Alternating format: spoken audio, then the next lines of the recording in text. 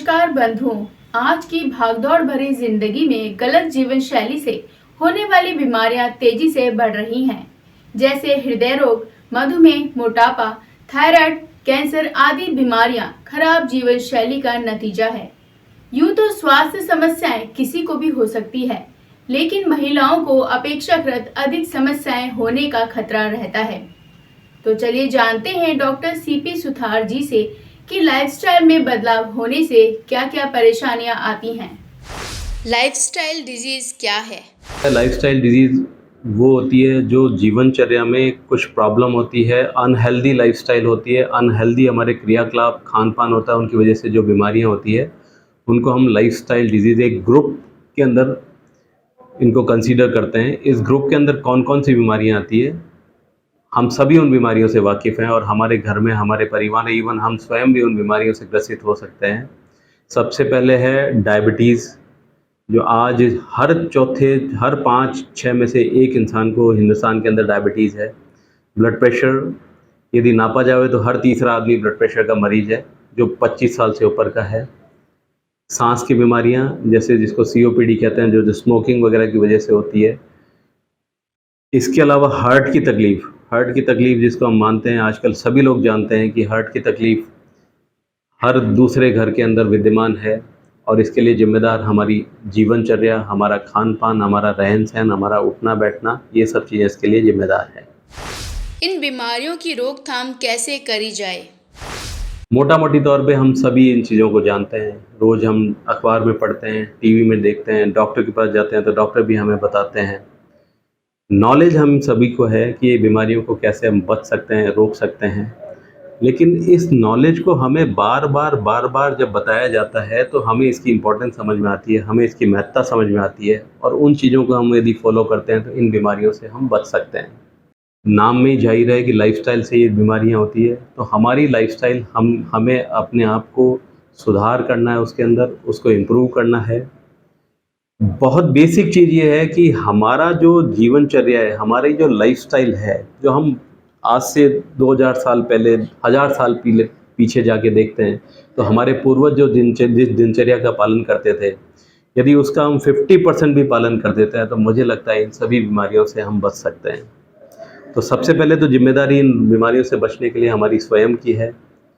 सबसे पहले हम अपने खान-पान को नियंत्रित करें, फ़िज़िकल एक्टिविटी करें, स्ट्रेस कम से कम रखें, काम में, परिवार में, आराम में, रिक्रिएशन में एक बैलेंस बना के चलें। रोज की दिनचर्या में चीनी और नमक की मात्रा कितनी होनी चाहिए? आजकल हमारा जो खान-पान इस तरीके का हो गया है कि मैक्सिमम बीमारियां जो हमें हो रही है, वो हमारे खान-पान की वजह से होती है। कुछ चीज़ें हमारे नियंत्रण में हैं, कुछ चीज़ें हमारे नियंत्रण में नहीं हैं। तो हम हमारे नियंत्रण में जो चीज़ें हैं, उन चीज़ों को कंट्रोल कर सकते हैं, उनको हम बदल सकते हैं और इन बीमारियों से कुछ हद तक हम बच सकते हैं। क्या-क्या चीज़ें हम बदल सकते हैं खान-पान में? सबसे पहले सबसे इम्पोर्टेंट चीज़ है, 2 सफ़ेद ज़हर जो हमारे खाने के अंदर है, उन ज़हर को हमें जितना कम हो सके उतना उपयोग में लाना है। एक ज़हर है चीनी, शुगर और दूसरा ज़हर है नमक। चीनी की हमारे शरीर को कोई ज़रूरत नहीं होती है। मैं आपको ईमानदारी से बताता हूँ, चीनी की हमारे शरीर को कोई ज़रूरत नहीं होती है। कार्बोहाइड्रेट चीनी के अंदर होता है, तो दूसरे विभिन्न सोर्स से हमें हमारे शरीर को जितना कार्बोहाइड्रेट ज़रूरत होता है वो मिल जाता है। नमक की कुछ हद तक हमें ज़रूरत होती है, लेकिन वो नमक की ज़रूरत जितना हम खाते हैं उसकी तुलना में बहुत कम है। नमक भी हमारी, जैसे चीनी बताया, तो चीनी में कार्बोहाइड्रेट होता है। ये कार्बोहाइड्रेट हमें गेहूँ से भी मिल सकता है, बाजरे से भी मिल सकता है, हमें दूध से भी मिल सकता है, हमें पनीर से भी मिल सकता है, हमारे सब्जियों से, फल से हमें कार्बोहाइड्रेट मिलता है। जितनी ज़रूरत शरीर को होती है उतना मिल जाता है। चीनी की हमें न तो चाय में ज़रूरत है, न हमें चीनी का चूरमा खाने की ज़रूरत है, न हमें मीठा खाने की ज़रूरत है, न हमें मिल्क शेक पीने की ज़रूरत है चीनी डाल के, न हमें मैंगो शेक चीनी डाल के पीने की ज़रूरत है। हमें किसी भी हाल में शरीर को चीनी से दूर रखना होगा, क्योंकि चीनी अंतोगत्वा शरीर के अंदर जाके कन्वर्ट होती है ग्लाइकोजन, और ग्लाइकोजन कन्वर्ट होता है फैट के अंदर, और फैट जाके हमारे शरीर में जमा होती है, लीवर में जमा होती है। जो आज अपन जब भी सोनोग्राफी कराते हैं हम देखते हैं उसमें fatty liver grade 1, grade 2, grade 3 आता है। उसके लिए चीनी एक बहुत बड़ा कल्प्रिट है। और ये फैटी लीवर इमीडिएटली कोई प्रॉब्लम नहीं करता है, लॉन्ग टर्म में ये हमारे लीवर की फंक्शन को बहुत अफेक्टेड करता है। ये जो चीनी है अंतोगत्वा जाके फैट में कन्वर्ट होती है, ये जाके हमारी नसों के अंदर जमा होती है, तो हमें हार्ट की प्रॉब्लम होती है, हमारे ब्रेन की प्रॉब्लम होती है, हमारे हाथ पैरों की नसों में प्रॉब्लम होती है। तो चीनी की हमारे शरीर में कोई आवश्यकता नहीं है, इसको हमें जहाँ तक हो सके इसको हमें अवॉइड करना चाहिए। नमक की ज़रूरत हमें 3 से 5 ग्राम पर डे नमक की इससे ज़्यादा ज़रूरत नहीं होती है, लेकिन हमारा कंजप्शन जो होता है वो लगभग 10 से 15 ग्राम होता है। नमक न केवल हम डायरेक्ट नमक खाते हैं, इसके अलावा सब्जियों में भी नमक होता है, सॉल्ट होता है, फ्रूट्स में भी थोड़ा बहुत सॉल्ट होता है, और जो भी हम अनाज वगैरह खाते हैं उनमें भी थोड़ा बहुत सॉल्ट की मात्रा होती है। तो ऊपर से सॉल्ट लेने की ज़रूरत हमें केवल 3 से 5 ग्राम की होती है, इससे ज़्यादा की नहीं होती है। नमक, हर चीज़ के अंदर नमक होता है। हम आटा लगाते हैं उसके अंदर नमक डालते हैं, सब्जी में हम नमक डालते हैं, नमकीन अपन खाते हैं उसमें बहुत नमक होता है, अचार अपन खाते हैं बहुत नमकीन होता है, बाज़ार की तली भुनी कोई भी चीज़ खाते हैं उसके अंदर भर भर के नमक होता है। तो हमें नमक को कट डाउन करना है, शुगर को लगभग बंद कर देना है। आमतौर पर घर में खाद्य तेल के उपयोग के बारे में आप क्या कहना चाहेंगे? चिकनी और तली चीज़ों का आजकल जो ट्रेंड चला है, अभी बारिश का मौसम है, हर घर में पकौड़े समोसे बनने का मौसम चल रहा है। थोड़े दिनों कोविड था, लोग कहते हैं कि भाई कोविड के बाद में बहुत सारा हार्ट की प्रॉब्लम आ रही है। हम ये नहीं देखते हैं कि कोविड की वजह से तो हो ही रहा होगा, लेकिन उस समय में हमारे घर के अंदर कढ़ाइयाँ हमेशा चढ़ी हुई रहती थी, करीब 6 महीने साल भर तक। जो खाया हमने वो आज जाके हमें हमारे सामने उसके परिणाम नज़र आ रहे हैं। तो कोविड डेफिनेटली जिम्मेदार है हार्ट की प्रॉब्लम बढ़ने के लिए, लेकिन उसके साथ साथ कोविड के टाइम की जो दिनचर्या है वो भी उतनी ही जिम्मेदार है हार्ट की प्रॉब्लम्स बढ़ने के लिए जितना कोविड इटसेल्फ रिस्पॉन्सिबल है। तली हुई चीज़ें जब हम खाते हैं बाहर की, स्पेशली इवन अपन घर में भी खाते हैं, ऑयल का एक फंडा होता है कि ऑयल जब गर्म होता है तो ये हवा की ऑक्सीजन के साथ में रिएक्ट करके ऑक्सीडाइज हो जाता है, और ऑक्सीडाइज ऑयल एक तरीके का जहर होता है जो हमारे शरीर को नुकसान पहुंचाता है। तो बिल्कुल जो रिकमेंडेड चीज़ें हैं, एक तेल के अंदर 3 से ज़्यादा चीज़ें फ्राई, 3 बार से ज़्यादा चीज़ फ्राई नहीं होनी चाहिए। हम अपने घर के अंदर करते हैं कि एक बार कोई चीज़ फ्राई करी, 2 बार करी, 3 बार करी, उसके बाद में पकौड़े बनाते हैं तो 5 बार 6 बार फ्राई होती है। उसी तेल को हम रख देते हैं, उसी तेल को बाद में अपन सब्जी में काम में लेते हैं, या इवनिंग के अंदर या अगले दिन जाके फिर अपन उसके अंदर फ्राई करते हैं। तो ये चीज़ बिल्कुल नहीं होना चाहिए। तेल की फ्राइड चीज़ें हमें खानी नहीं है, और यदि खानी है तो एक तेल के अंदर 3 से 4 बार से ज़्यादा फ्राई नहीं करना है। उसके बाद में उस तेल को डिस्कार्ड करना है। मार्केट में आप मान के चलिए जो भी चीज़ अपन तली हुई लेके आते हैं वो पता नहीं 6वीं बार, 7वीं बार, 8वीं बार, 9वीं बार, 10वीं बार उस तेल के अंदर चीज़ फ्राई हुई होगी, तो हम जहर का इस्तेमाल कर रहे हैं। तेल हमारे शरीर के लिए आवश्यक है क्योंकि उसमें फैट भी होती है, उनमें एंटीऑक्सीडेंट्स भी होते हैं, लेकिन तेल का इस्तेमाल प्रॉपर तरीके से होना चाहिए। तेल को बार बार गर्म करेंगे तो वो जहर बनेगा ही बनेगा। मिनिमम तेल हमें अपनी सब्जियों के अंदर, हमें अपनी दूसरी खाने की चीज़ों के अंदर उपयोग में करना चाहिए। उसको बहुत ज़्यादा गर्म, बहुत ज़्यादा फ्राई उसके अंदर कुछ भी नहीं करना चाहिए। फैट, हमें दूसरा सोर्स हमारे लिए इम्पोर्टेंट फैट का होता है घी। एक मॉडरेट अमाउंट के अंदर घी, मतलब एक लिमिटेड अमाउंट के अंदर घी हमारे शरीर के लिए फ़ायदेमंद होता है, बशर्ते वो ओरिजिनल हो, शुद्ध हो। मिलावटी या घटिया क्वालिटी का घी यदि हम खाएंगे तो वो शरीर को डेफिनेटली नुकसान पहुंचाएगा। इसके अलावा हमें फ़ैट मिलती है, हमें दूध से भी मिलती है, हमें पनीर वनीर खाते हैं, दही वगैरह खाते हैं, उनसे भी हमारे शरीर को पर्याप्त फ़ैट मिल जाती है। तो उसके लिए ऊपर से हमें बहुत ज़्यादा तेल या घी का इस्तेमाल नहीं करना चाहिए। उसके बाद में खाने के अंदर जो हम यूज़ करते हैं रिफ़ाइंड चीज़, जो भी रिफ़ाइंड चीज़ होती है, रिफ़ाइंड चीज़ का मतलब होता है कि उसका शुद्धिकरण किया जाए। तो शुद्धिकरण जो वर्ड है वो इसलिए होता है कि शुद्धिकरण के बाद में जो चीज़ निकलती है, अमृत का मंथन हुआ था तो मंथन के बाद में जो अमृत निकला था वो बिल्कुल शुद्ध था। लेकिन जो रिफ़ाइंड शब्द का इस्तेमाल हम करते हैं उसके अंदर शुद्धिकरण का मतलब होता है कि वो देखने में शुद्ध लगे, खाने में अच्छा लगे, लेकिन उसके अंदर गुण है, उसकी कोई गारंटी नहीं है, उसकी कोई लिमिट, वो ज़रूरत नहीं है उसके अंदर। ऐसा नहीं होना चाहिए। रिफ़ाइंड चीज़ों के अंदर जो भी अपन आटा रिफ़ाइंड खाते हैं, अपन तेल रिफ़ाइंड खाते हैं, अपन शुगर रिफ़ाइंड खाते हैं, अपन जो भी चीज़ रिफ़ाइंड खाते हैं उसके अंदर जो उसके गुण होते हैं, दालें इवन पॉलिश करके ये सब चीज़ें खाते हैं, उसके अंदर जो गुण होते हैं वो सारे गुण निकल जाते हैं। देखने में और स्वाद में चीज़ अच्छी हो जाती है, और हमें लगता है कि ये रिफ़ाइंड चीज़ नॉर्मल चीज़ से, अनरिफ़ाइंड चीज़ से, जिसको अपन बात करते हैं कच्ची चीज़ से ज़्यादा उपयोगी है। ऐसा नहीं है। शुगर की अपन बात करें तो शुगर चीनी है वो बहुत नुकसानदायक है, गुड़ रिलेटिवली कम नुकसानदायक है, उसमें कुछ अच्छे तत्व भी होते हैं, एंटीऑक्सीडेंट्स होते हैं जो हमारे शरीर के लिए अच्छा होता है, लेकिन उसका उपयोग भी बहुत लिमिटेड होना चाहिए। कौन कौन से अनाज शरीर के लिए फायदेमंद होते हैं? गेहूं का इस्तेमाल हमें कम से कम करना है।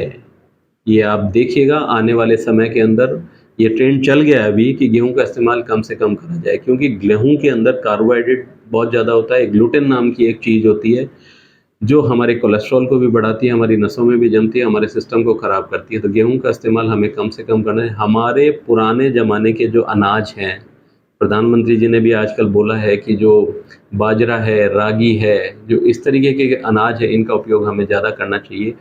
और गेहूं का भी इस्तेमाल हम करते हैं तो मिक्स करके वेरियस अनाज को मिक्स करके यदि अपन इस्तेमाल करेंगे तो हमारे लिए अच्छा रहेगा, जिसके अंदर गेहूं भी मिला सकते हैं, चना मिला सकते हैं, रागी मिला सकते हैं, ज्वार मिला सकते हैं, मक्का मिला सकते हैं। तो इन सब चीज़ों का उपयोग हमें करना चाहिए बजाय प्योर गेहूं की चीज़ों के इस्तेमाल करने का। और डेफिनेटली गेहूं इस्तेमाल करते हैं तो मोटा पिसा हुआ गेहूं हमें इस्तेमाल करना है, बिल्कुल रिफाइंड और मैदे के जैसा गेहूं का इस्तेमाल नहीं करना है।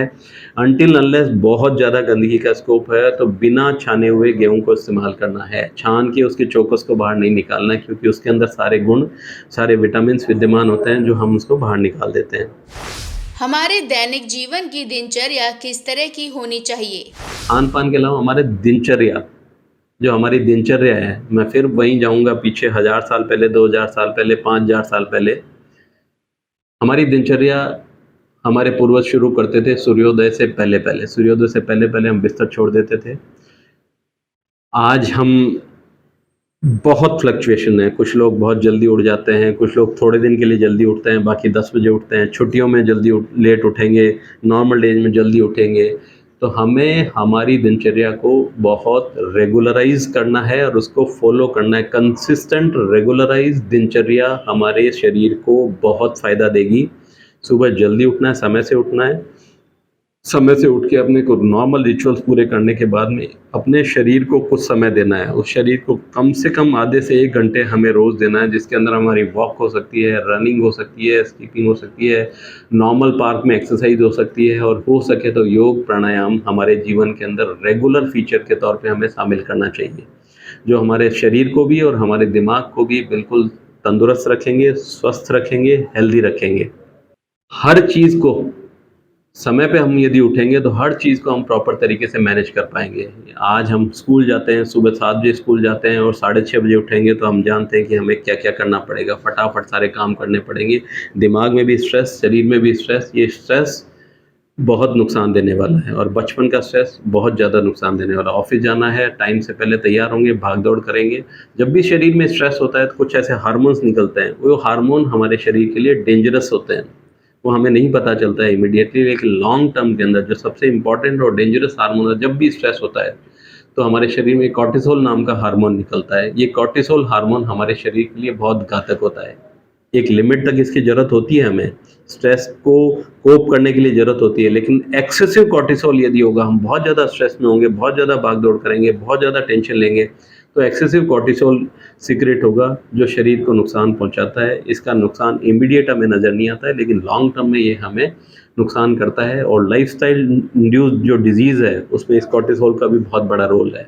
जल्दी उठिए, नियमित एक्टिविटी को रेगुलर करिए, हर काम को समय के हिसाब से बिल्कुल प्लान तरीके से करें तो स्ट्रेस मिनिमम होगा। शरीर के लिए कितने देर की नींद पर्याप्त होती है?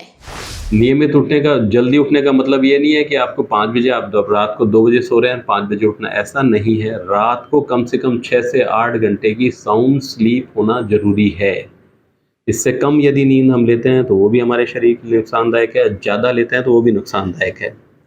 इसके अलावा काम में, परिवार में और रिक्रिएशन के अंदर हमें बैलेंस बना के चलना है हर जगह अपने। जब काम के समय पे हम काम करते हैं तो पूरा फोकस काम पे होना चाहिए, जब परिवार के साथ होते हैं तो पूरा फोकस परिवार के साथ होना चाहिए।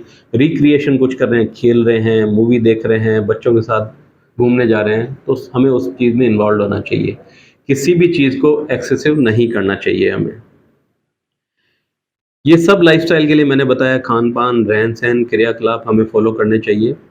ये यदि हम प्रॉपरली और जितना जल्दी हो सके, आप सोचते हो कि 50 की उम्र में फॉलो करूं, 40 की उम्र में फॉलो करूं, 30 की उम्र में फॉलो करूं और मैं इन बीमारियों से बच जाऊंगा। हो सकता है कि जितना डैमेज हमें होना हो सके आगे डैमेज नहीं हो, लेकिन ये सब चीज़ें हमें अपने को बचपन से करनी होगी, हमें करनी होगी और हमारे परिवार में जो बच्चे हैं उनको सिखानी होगी। हम करेंगे तो हमारे बच्चे सीखेंगे, यदि हम नहीं करेंगे और केवल उनको उपदेश देंगे तो कुछ नहीं होने वाला। उपदेश देने के लिए हम दे देते हैं कि भैया आपको पिज़्ज़ा नहीं खाना, बर्गर नहीं खाना, ये नहीं खाना, वो नहीं खाना, और हम चलते फिरते मिठाई खाते रहते हैं, नमकीन खाते रहते हैं। तो बच्चे यही सोचते हैं ना कि भैया आपको वो चीज़ें अच्छी लगती है तो हमें ये चीज़ लगती है, आप वो खाते हैं तो हम ये खाएँगे। तो एग्ज़ाम्पल हमारे बच्चों के लिए हमें खुद को बनना पड़ेगा, खुद को ही बच्चों को समझाना पड़ेगा। समझाने के साथ-साथ बोल के नहीं समझाना है, उनको उदाहरण से, एग्ज़ाम्पल से समझाना होगा। अपने एग्ज़ाम्पल्स देके, एग्ज़ाम्पल सेट करके उनको समझाना होगा। तो इस तरीके से हम अपने दिनचर्या को सेटल करें तो लाइफ़स्टाइल बीमारियाँ से हम बच सकते हैं या उसका असर मिनिमम हो सकता है। कुछ चीज़ें ऐसी हैं जो हमारे बस में नहीं है, जो हमें खान-पान की चीज़ें मिल रही है, वो हम पैदा नहीं कर सकते हैं, मार्केट से मिल रही है, कुछ नहीं कर सकते हम। लेकिन जो हम कर सकते हैं, जो चीज़ें मैंने बताई वो हम फ़ॉलो करेंगे तो हमें बहुत फ़ायदा होगा। बीमारियाँ यदि हो गई है, ब्लड प्रेशर हो गया है, डायबिटीज़ हो गया है, हार्ट की बीमारी हो गई है, तो इनका प्रॉपर ट्रीटमेंट, प्रॉपर इलाज हमें लेना होगा। किसी को डायबिटीज़ है, उसको ऐसा लगता है कि मेरे को तो कोई असर ही नहीं हो रहा है, तो असर आज नहीं हो रहा है, असर 5 साल बाद में होगा, 10 साल बाद में होगा, और जो असर होगा, उस समय असर होने वाला जो असर होगा, उसको अपन रिवर्स नहीं कर पाएँगे। डायबिटीज़ की वजह से, ब्लड प्रेशर की वजह से यदि किडनियाँ खराब होगी, तो हम रिवर्स नहीं कर पाएँगे, वो परमानेंट खराब होगी। हार्ट के ऊपर असर आएगा तो वो परमानेंट होगा, नसों के ऊपर असर आएगा तो वो परमानेंट होगा। तो जब भी कोई बीमारी डिटेक्ट हुए, डॉक्टर की सलाह पे उसका प्रॉपर तरीके से इलाज लेवें, अपनी दिनचर्या को मेंटेन करें और मिनिमम स्ट्रेस के साथ में जीवन का आनंद लेवें, तभी हम इन बीमारियों से बच सकते हैं और हम एक स्वस्थ और प्रोडक्टिव, मैं एक प्रोडक्टिव वर्ड यूज़ कर रहा हूँ, देश के लिए एक प्रोडक्टिव लाइफ भी हम जी सकते हैं। हमारा भी कंट्रीब्यूशन देश की वृद्धि के लिए, देश की प्रोग्रेस के लिए और देश के बेटरमेंट के लिए हो सकता है। धन्यवाद। तो यह था हमारा आज का स्वास्थ्य। आपको हमारा यह कार्यक्रम कैसा लगा, हमें कमेंट करके ज़रूर बताएं। ऐसे ही स्वास्थ्य से संबंधित जानकारियों को जानने के लिए देखते रहें विश्वकर्मा टुडे न्यूज़।